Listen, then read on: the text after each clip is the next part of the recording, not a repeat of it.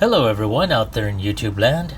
This is Phoenix Draconis coming with you with another toy review video. Now this week's video is going to be Transformers Bumblebee Cyberverse Adventures Arcee. She is the second to the last figure of the Build-A-Figure series for McAdam. And just looking at her in her box, she looks awesome. Granted, this is just a cursory view, just looking at her through the box.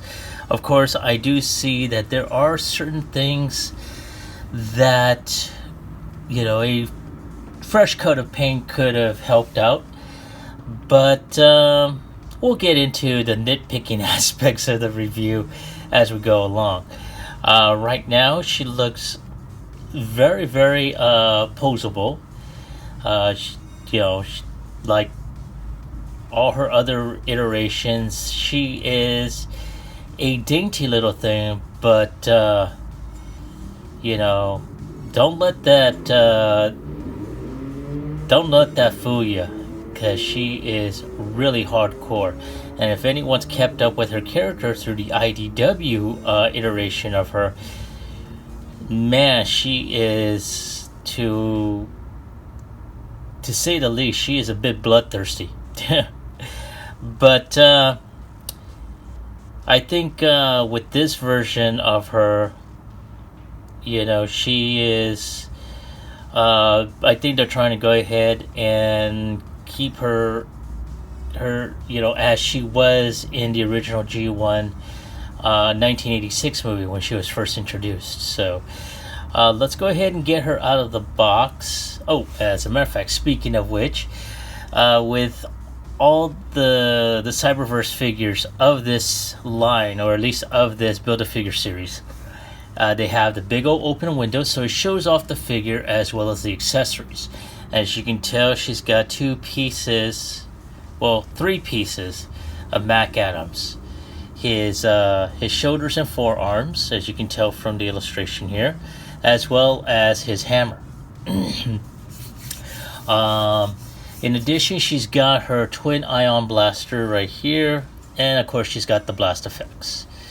On this side of the box, you will see that completed version of McAdam. So I'm actually looking forward to completing this series. Wow. And of course you have the great illustration that is normally seen in most of this line. I have to say though, and I think I've said it once before,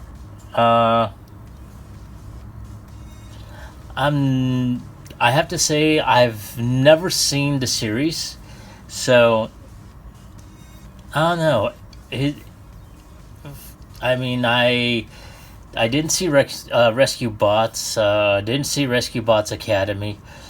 I only caught a few episodes of Robots in Disguise. The second version that aired shortly after Transformers Prime. So that one, yeah. Of course, I did get a chance to binge watch both Transformers Animated and Transformers Prime. So those were good. I mean, in my opinion, Transformers Prime was heads and tails above it all. Some of the earlier ones, such as I think it was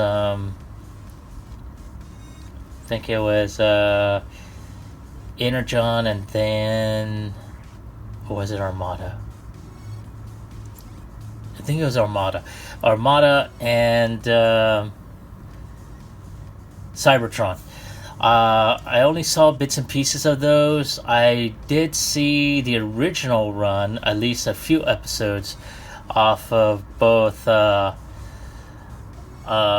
Transformer Superlink and Galaxy Force. I did see a couple of episodes off of that from the original run.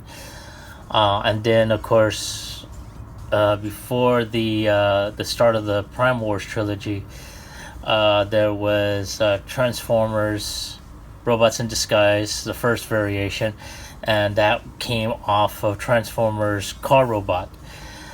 That I did get a chance to see in its original Japanese run, so I give it thumbs up on that one.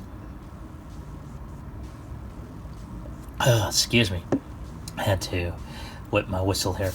Anyway, moving on, and then we have the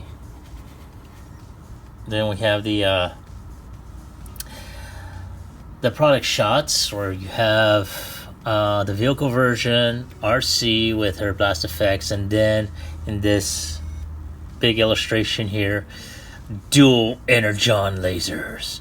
As you can tell, stop.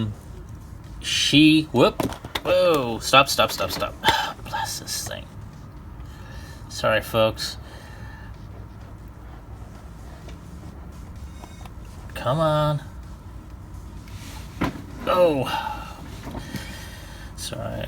I'm not using the usual tripod that I have. I'm using a smaller one with the keyboard base on my desk. So, it tends to, fold back in.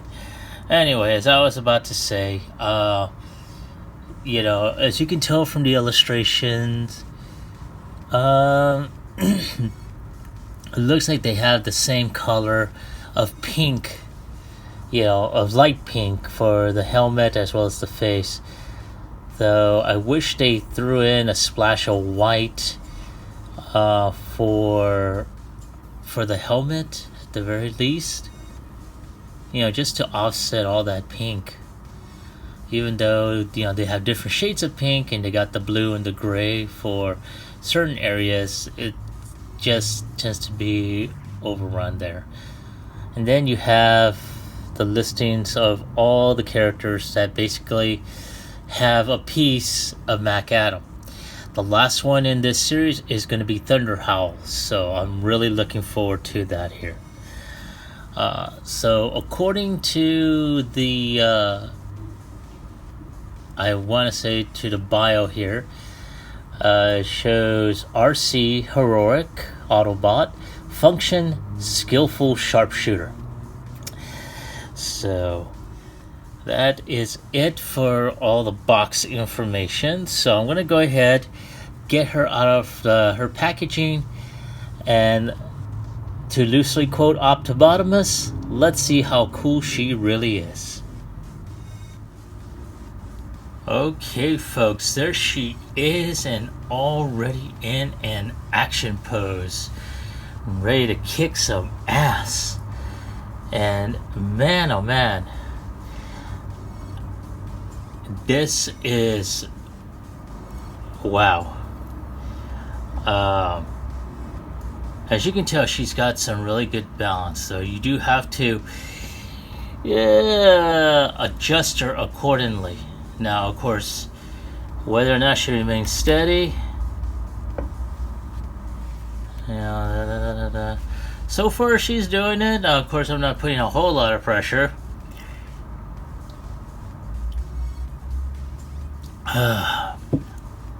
But, nonetheless, she is awesome.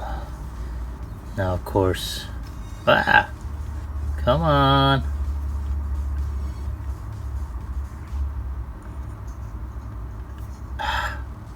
Hang on, folks. Alright, so I wasn't able to get her back up when I tried to go ahead and reposition her. So, screw it. I'm just going to go ahead and show off a different pose. As you can tell, she's got her shooting pose. So she's very articulate. She is poseable. She does, in addition to her dual blaster weapon here, or dual blast weapon, She does dual energon lasers. Sorry. She does have a couple other accessories. Now these are the dual blast effects that you can put on the ports. You know, so not too bad.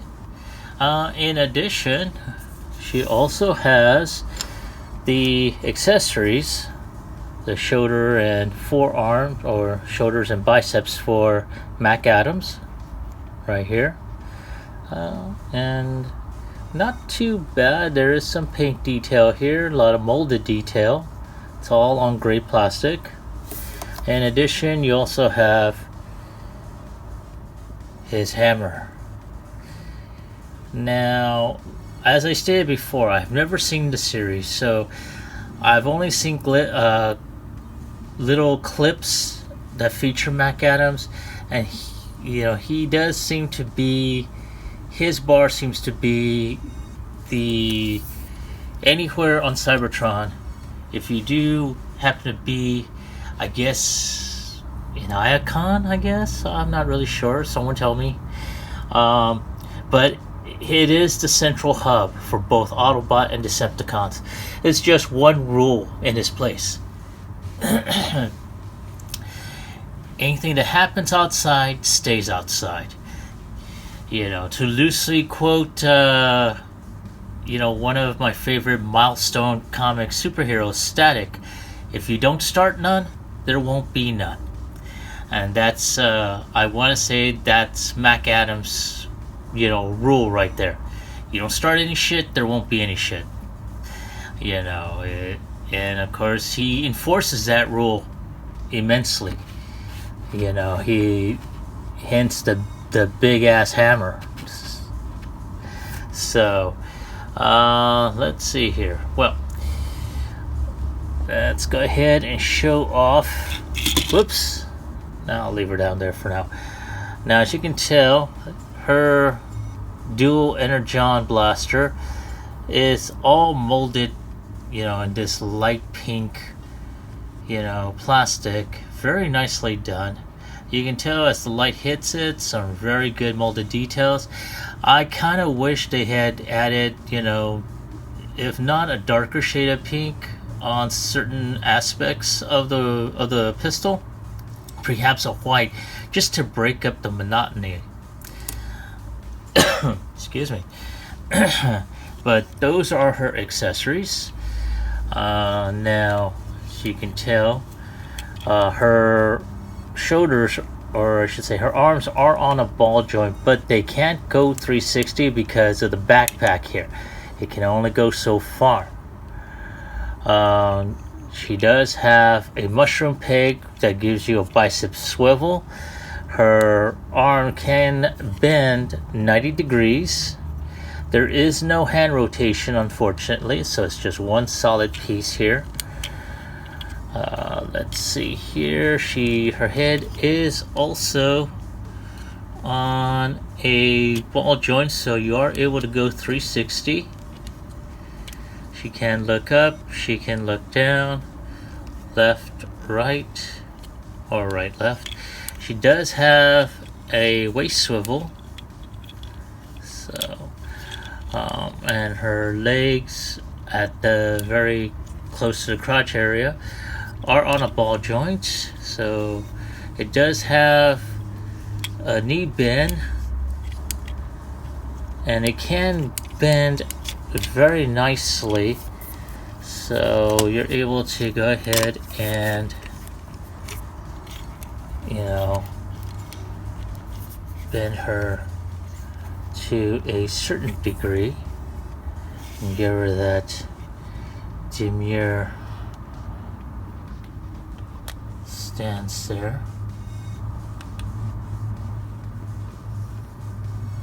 So it's not bad all in all.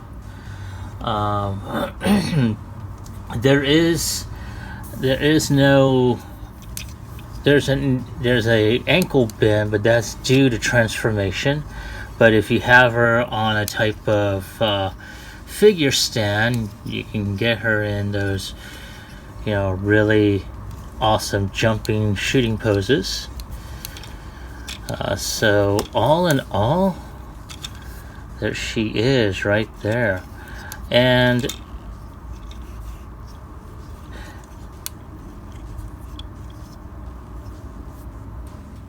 you know, so forth and so on. There we go. Oops. Alright. Oh, let's get some of these pieces out of the way. Okay. So, give me a moment to take a few shots here, and then when I come back, we'll work with transformation.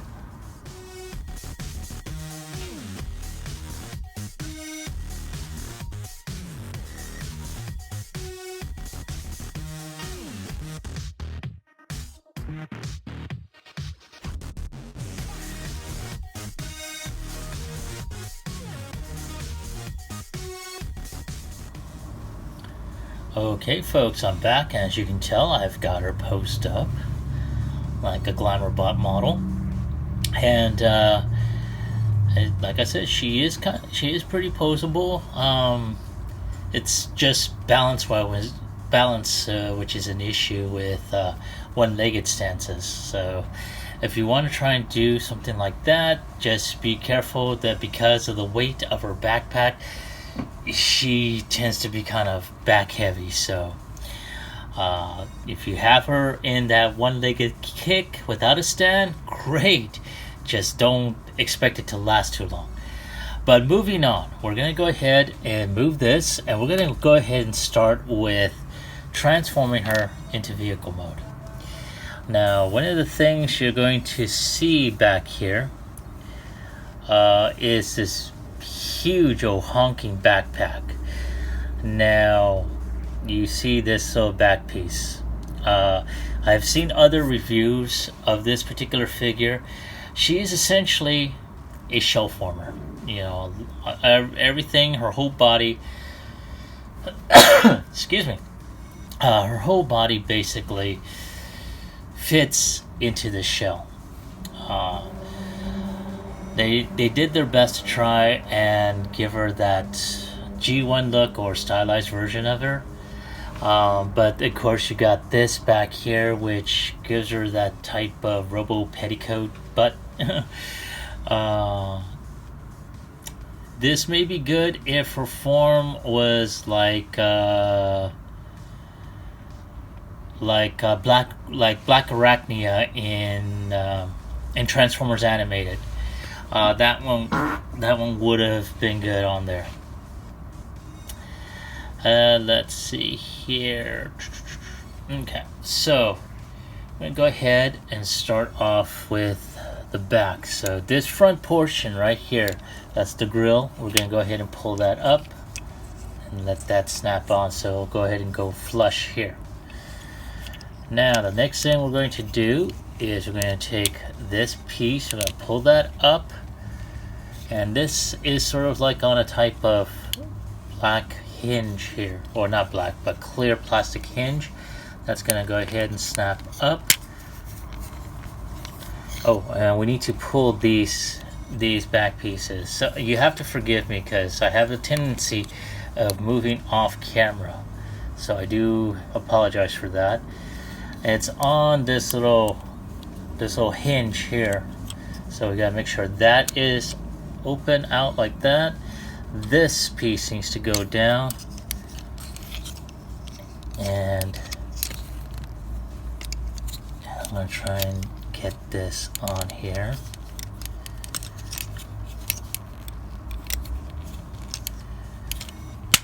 There we go. We had to pull that up so it'll snap, and then there. This goes flush right here. Now, next thing we're going to go ahead and do. Now, because this backpack is hooked onto a type of rocker hinge here, we gotta go ahead and push this down. So this, oops, I don't know if anyone can see that. But like I mentioned before, it's on that little rocker hinge. That has to be pulled out. Once you hear it snap, just pull this down and you're going to push this out. Now, one thing that I would suggest to do, just so she doesn't have visible head syndrome, which you're going to see anyway, turn her head around. So, like so. Alright, so now, next thing we're going to do is we're going to take these feet and push those in.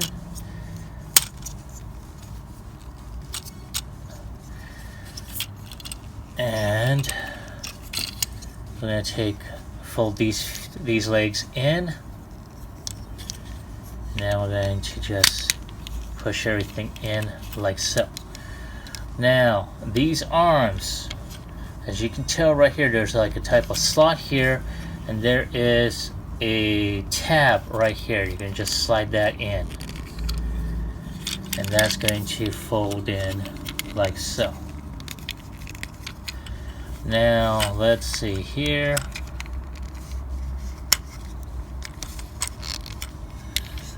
Alrighty. Okay, so the next thing we gotta do is we gotta pull these apart now. We're gonna go ahead, these big old plastic pieces here, we're gonna fold those out like so. So we're gonna be pulling those like this. Once they're out, I'm going to pull those out like that. This one on this side, at least on my copy, is a bit tight. Ooh. Now once these are out like this, you're going to go ahead and fold these out, push this in so that this little pink tab will go into this slot right here. And then I'm going to do the same on that side. And there you go. And boom. As I mentioned earlier, she is a more stylized version of the G1 character. So now, one thing that I do have an issue with,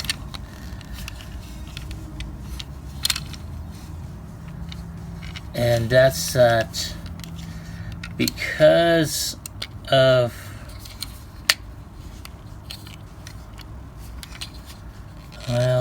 hold on.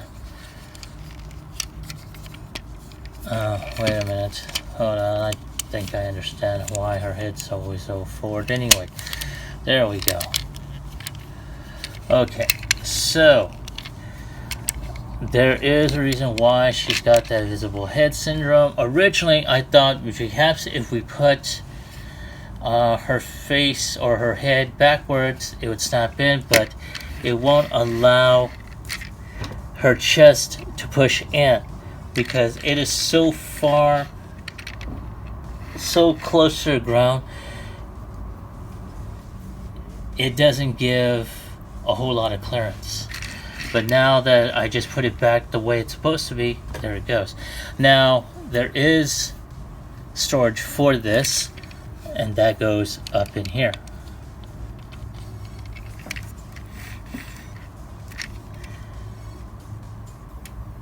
There. Now I try not to push it down or push it up too far because it's a pain in the rear to, you know, to take out later on. And of course, you do have these little areas here that you can pretty much put her blast effects in. And push that in there. Ah, blast it. Come on. Alrighty, boom, there we go. Alright. So there she is in vehicle mode. Now, to go ahead and transform her back, naturally you gotta take out the blast effects. Now to take out this, the weapon here, which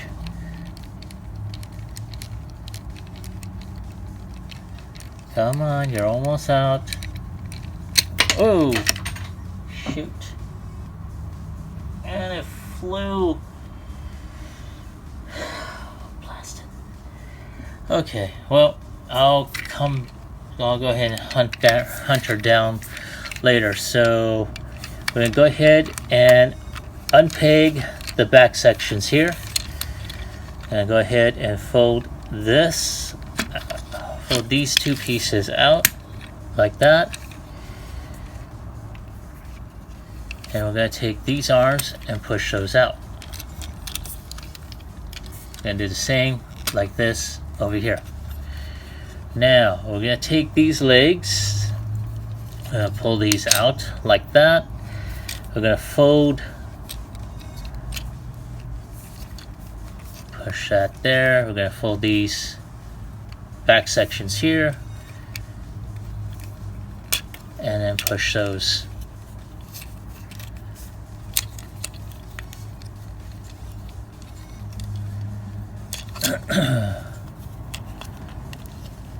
Alrighty.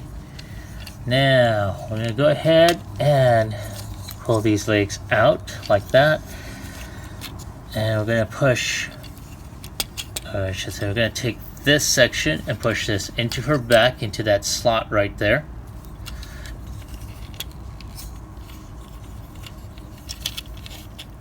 I'm going to push this front section, or the top of the windshield up. This little plastic piece right here is going to go ahead and push in. And at the same time, we're going to just snap this front part of the hood down.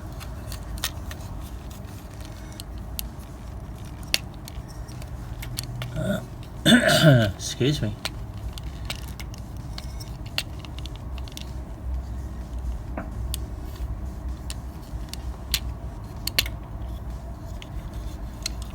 Alrighty, now just need to take these feet out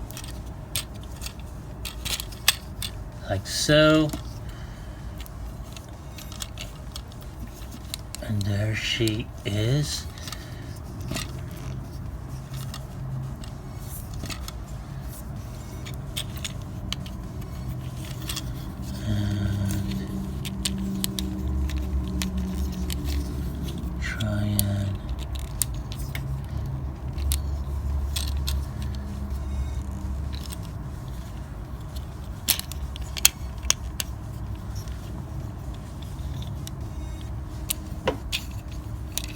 I'll try and get this damn thing in there.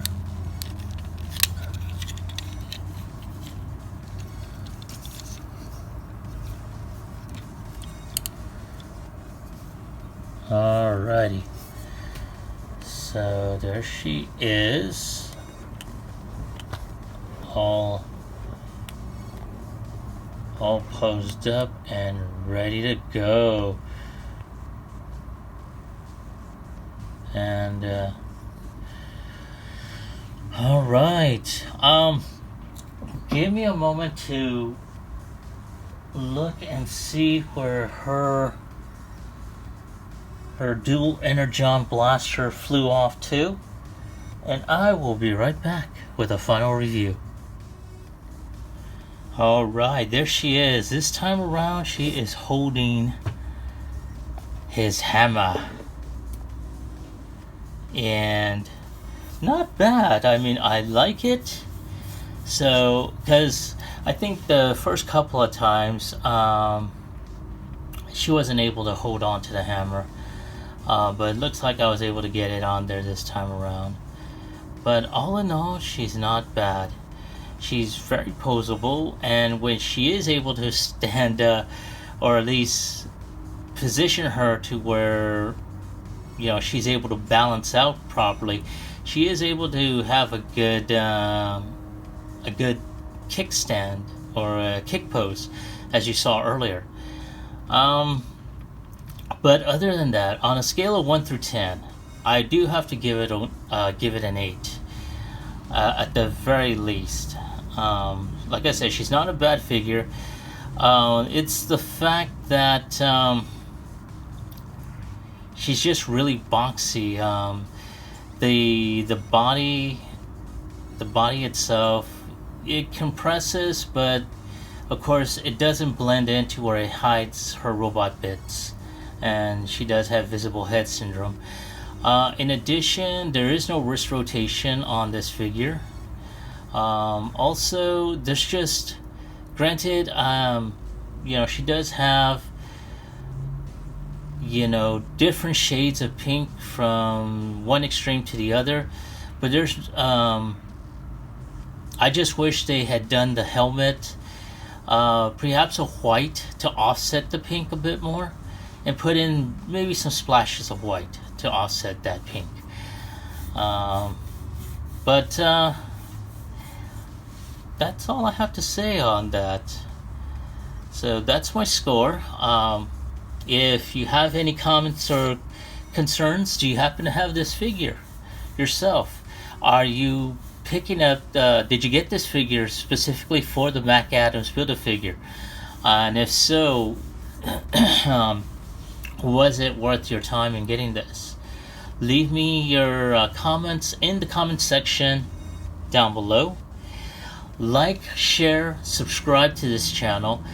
Every subscription does help. I'm hoping to have at least 100 subscribers by the end of October, and I'm still looking for others to put in their suggestions for that 100 milestone.